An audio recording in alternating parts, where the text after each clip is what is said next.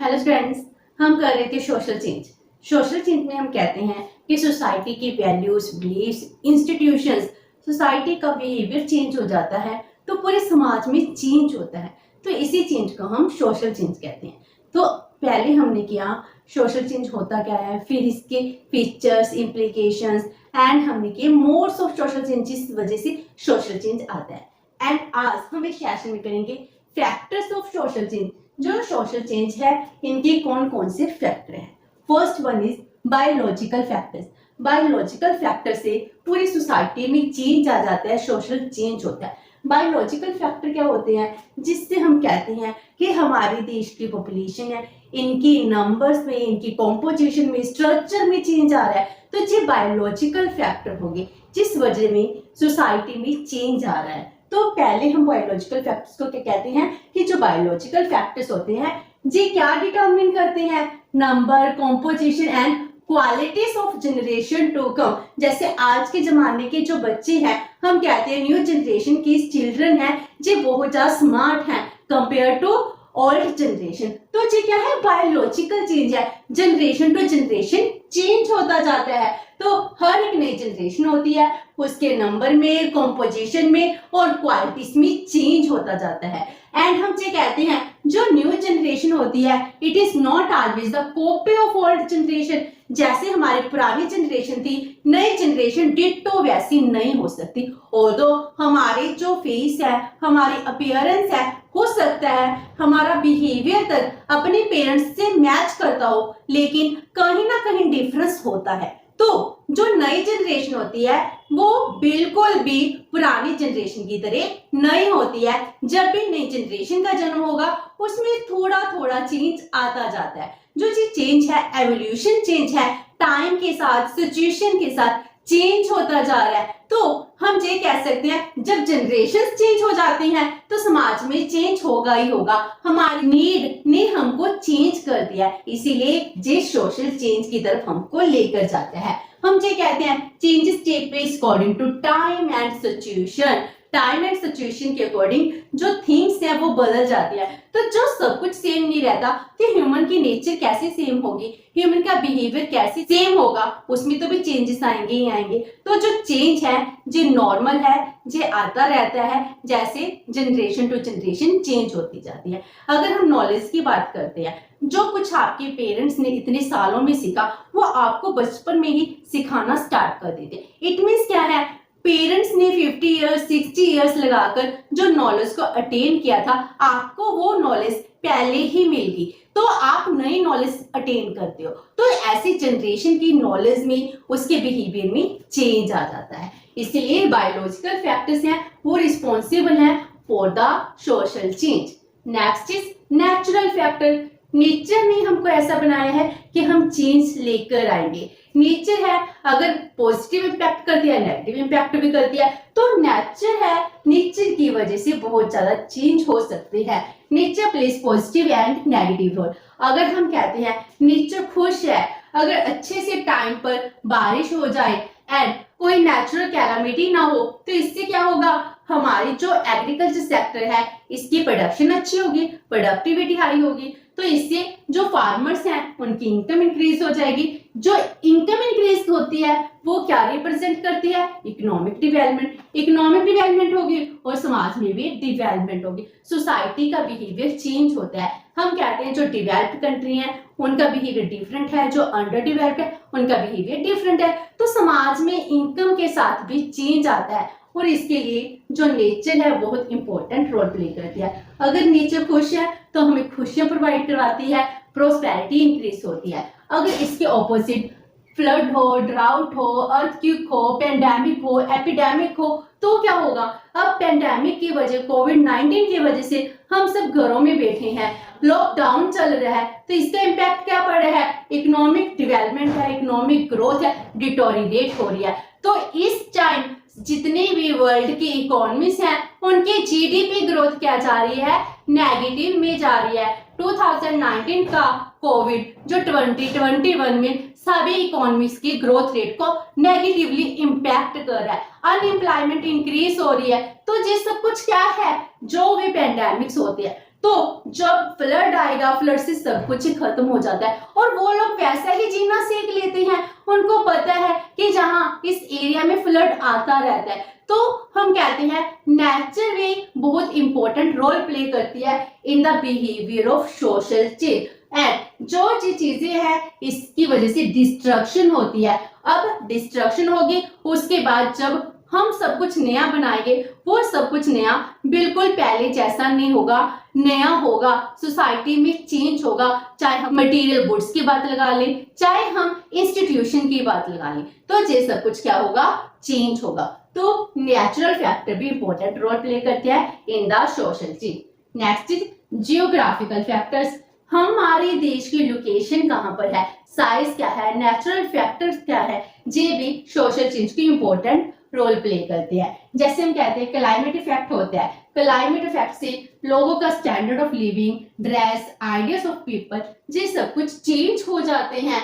अगर हम कहते हैं कि अगर हमारे देश में नॉर्मल टेम्परेचर है, ना ही बहुत ज्यादा गर्मी है, ना ही बहुत ज्यादा सर्दी है, तो टॉलरेंस है, तो इसमें क्या होता है, मोर वर्क होता है, मोर प्रोग्रेस होती है। अगर बहुत ज्यादा गर्मी हो या बहुत ज्यादा सर्दी हो, तो वहां पर सरवाइव करना मुश्किल हो जाता है। हम अगर आर्टिका की बात करते हैं, वहां पर लोगों की लाइफ कितनी हार्ड है, वो क्या है, बहुत ज्यादा फ्रोजन जोन है, इस जोन में काम करना मुश्किल है। तो इस तरह जो जियोग्राफिकल फैक्टर है, हमारे देश का क्लाइमेट है, वो भी इम्पैक्ट करता है। एंड नेचुरल रिसोर्सेज की अवेलेबिलिटी क्या है, वो भी इम्पैक्ट करती है। जिस एरिया में नेचुरल रिसोर्सेज अच्छे से होंगे, बहुत ज्यादा इम्प्लेंटी होंगे, एंड वहां पर क्लाइमेट अच्छा होगा, वहां पर डेंस पॉपुलेशन होगी, उनका डिफरेंट लाइफस्टाइल होगा compare to other areas of that country. तो हम ये कहते हैं कि जो नेचुरल रिसोर्सेज हैं वहां पर डिफरेंट इम्पैक्ट पड़ता है, अगर नेचुरल रिसोर्सेज नहीं होंगे डिफरेंट इम्पैक्ट होगा। एंड फ्रीजर जोन है, वहां पर पॉपुलेशन बहुत ज्यादा कम होती है और उनके काम करने के वे भी डिफरेंट होते हैं, एंड वो काम भी बहुत कम कर पाते हैं, जिससे वो सिर्फ सरवाइव ही कर पाते हैं। तो सोशल चेंज के लिए जो हमारे जियोग्राफिकल फैक्टर्स हैं बहुत इंपॉर्टेंट रोल प्ले करते हैं। देन पॉपुलेशन फैक्टर, पॉपुलेशन सबसे इंपॉर्टेंट होती है। पॉपुलेशन को हम ह्यूमन रिसोर्स कहते हैं। ह्यूमन रिसोर्स मीनिंग क्या है कि ये हमारे देश की सबसे बड़ी कैपिटल है। अगर पॉपुलेशन नहीं होगी, कोई देश ग्रोथ नहीं कर सकता। पॉपुलेशन की वजह से इकोनॉमिक डेवलपमेंट होती है, जितनी भी प्रोग्रेस है वो सब कुछ पॉपुलेशन के ऊपर डिपेंड करती है। अगर पॉपुलेशन क्वालिटी वाइज अच्छी होगी तो मीन्स क्या है, देश की स्ट्रेंथ बन जाएगी। तो प्रोग्रेस, देश की सिक्योरिटी ऑफ बाउंड्रीज, ये सब कुछ किसके ऊपर डिपेंड करता है, पॉपुलेशन के ऊपर डिपेंड करता है। अगर एक देश में पॉपुलेशन कम है तो वहां की फॉरेन पॉलिसी क्या होगी, वीक होगी, क्योंकि वो अपनी नेचुरल बाउंड्रीज हैं, अपने देश की बाउंड्रीज को प्रोटेक्ट करने में असमर्थ हैं। इसीलिए पॉपुलेशन ज्यादा होगी, क्वालिटी वाइज अच्छी होगी, तो वो देश स्ट्रॉन्ग कहलाता है, अपने अकॉर्डिंग ही पॉलिसीज बनाता है। अगर मुझे पता है मेरी डिपेंडेंस दूसरी कंट्रीज के ऊपर है, तो मैं अपनी स्ट्रॉन्ग पॉलिसी नहीं बनाऊंगी, तो लोगों का बिहेवियर भी वैसा ही होगा। तो हम ये कहते हैं कि देश की पॉपुलेशन के ऊपर भी बहुत कुछ डिपेंड करता है। एंड हम कहते हैं पॉपुलेशन स्ट्रेंथ होती है, लेकिन इंडिया जैसी कंट्री में जो पॉपुलेशन है बहुत ज्यादा ह्यूज है, लार्ज है, तो हमारे देश में प्रॉब्लम्स डिफरेंट हो चुकी हैं। जैसे हंगर है, स्टारवेशन है, पॉवर्टी है, अनएम्प्लॉयमेंट है, ये प्रॉब्लम स्टार्ट हो चुकी हैं। Social tension, economic tension emerged हो चुकी हैं। इसीलिए हमारे देश में कुछ लोग हैं वो दूसरी डेवलप्ड कंट्रीज में माइग्रेट कर रहे हैं। वहां पर पॉपुलेशन कम है, लेकिन हमारे देश में पॉपुलेशन बहुत ज्यादा है, इसीलिए वो अपनी सर्विसेज देने दूसरे देशों में चले जाते हैं। एंड माइग्रेशन हो रही है, इम्पैक्ट ऑन सोशल स्ट्रक्चर हमारा चेंज हो रहा है। तो अगर पॉपुलेशन हमारी ह्यूमन रिसोर्स है, डेवलपमेंट का कोर्स है, कभी कभी एक देश के लिए ये प्रॉब्लम भी क्रिएट करना स्टार्ट कर देती है। अगर हमारे देश की पॉपुलेशन क्वालिटी वाइज अच्छी होगी, एजुकेटेड होगी, स्किल्ड होगी, तो इसका क्या इम्पैक्ट पड़ता है, देश बहुत ज्यादा प्रोग्रेस करता है, डेवलपमेंट करता है। तो एक देश की पॉपुलेशन देश को आगे लेकर जाती है। आज के टाइम जो इंडिया है, इंडिया की पॉपुलेशन बहुत ज्यादा लार्ज है, लेकिन इसमें क्वालिटी भी इम्प्रूव हो रही है, इसकी एजुकेशन स्किल्स भी बहुत ज्यादा हाई है, जिस वजह से हम भी अमर्जिंग इकोनॉमिक पावर बनते जा रहे हैं। तो इकोनॉमिक पावर बनना या ना बनना वो किसके ऊपर डिपेंड करता है, देश की पॉपुलेशन के ऊपर डिपेंड करता है। Next is psychological factor. लोगों की सोच कैसी है, वो चेंज को एक्सेप्ट करना चाहते हैं या नहीं करना चाहते।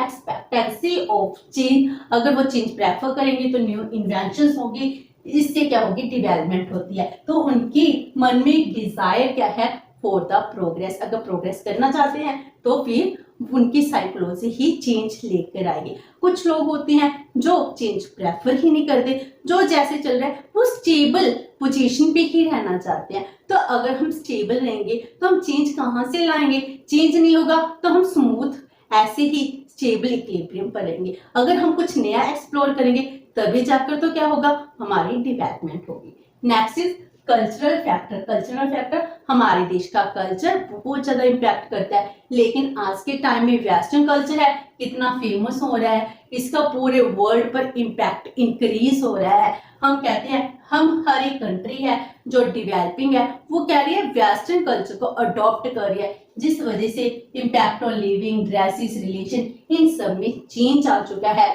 और लोगों की वैल्यूज ऑफ लाइफ है इनमें भी चेंज हो चुका है। आज के टाइम में हस्बैंड वाइफ है, इनकी रिलेशनशिप भी कितनी स्मूथ हो चुकी है एंड नॉन इंटरवेंशन की पॉलिसी बननी स्टार्ट हो चुकी है। आज के टाइम में जो हमारे रिलेटिव्स है हम उनकी लाइफ में इंटरफेरेंस बंद कर चुके हैं। पहले जो एक नॉर्मल चलता था, इट मीन्स क्या है, हमारे लाइफ की वेज है वो भी चेंज हो चुके हैं, जी हमारा कल्चर बनता जा रहा है जो वेस्टर्न का कल्चर था। Next is economic factors. हमारी इकोनॉमिक प्रोग्रेस क्या है, ये तो भी चेंज लेकर आती है। अगर हम प्रिमिटिव सोसाइटी की बात करते हैं, वहां पर प्रोडक्शन फोर्सेस बहुत कम थी, तो प्रोडक्शन फोर्सेस जैसे जैसे डिवेल्प होती जाती है, जैसे वो हंटिंग में आ गए, हंटिंग से बाद उन्होंने एग्रीकल्चर प्रोडक्शन करना सीख लिया, फिर उन्होंने ग्रोइंग के साथ जो प्रोडक्शन बच जाती थी उसको इंडस्ट्री लगानी स्टार्ट कर दी, तो ट्रेड करना स्टार्ट कर दिया। अब service sector, communication, infrastructure develop होने लगा, बैंकिंग सर्विस हमको मिलने लगी है, जिस सर्विस सेक्टर डेवलप होने लगा। तो इकोनॉमिक फैक्टर्स है, इन्होंने हमारे काम करने के वे में, हमारी थिंकिंग में सब कुछ चेंज कर रख दिया। नेक्स्ट इज टेक्नोलॉजिकल फैक्टर, कि आप टेक्नोलॉजी को कैसे मान रहे हो। आज के टेक्नोलॉजी ने क्या कर दिया है, पूरे वर्ल्ड को ग्लोबल विलेज बना दिया। आप अपने घर पर बैठे पूरे ग्लोबल की न्यूज सुन सकते हो, पढ़ सकते हो, अगर आप किससे मिलना चाहते हो वो मिल सकते हो, वीडियो कॉल कर सकते हो। तो आज की टेक्नोलॉजी ने हमको कहां पर ला दिया, एक ग्लोबल विलेज पर, इंटरनेशनल आइस की ओर बढ़ा दिया। उसके बाद हम कहते हैं हमारे पूरे वर्ल्ड के साथ सोशल, इकोनॉमिक, पॉलिटिकल लाइफ है इनमें भी क्लोजनेस इंक्रीज हुई है। हम एक दूसरे के कल्चर्स को अडॉप्ट कर रहे हैं। अगर हम दूसरे देश के फेस्टिवल्स हैं अपने देश में सेलिब्रेट करें, इट मीन्स क्या है, closeness in economic, social, political life. Then हम कहते हैं आज के टाइम में कंज्यूमरिज्म हो चुकी है, हम ब्रांड से, वैल्यू से, गुड से ही हर एक चीज को डिफाइन करते हैं, जिससे हम कहते हैं birth of social and economic tension का जन्म होता है। तो birth of social and economic tension consumerism की तरफ हो रही है। पहले लोग बहुत सेटिस्फाइड होते थे, उनकी इनकम कम थी, उनकी नीड्स कम थी, लेकिन आज के टाइम में हमारी जरूरतें चेंज हो चुकी है, इंक्रीज कर चुकी है, हमारे पास मटेरियल गुड्स ज्यादा है, लेकिन फिर भी हम खुश नहीं है, हमारी इकोनॉमिक टेंशन इंक्रीज होती जा रही है। Social and economic tension consumerism के लिए बढ़ी है, टेक्नोलॉजिकल फैक्टर डेवलपमेंट की वजह से हमारी लाइफस्टाइल में चेंज आ चुका है। And last one, ideological factors.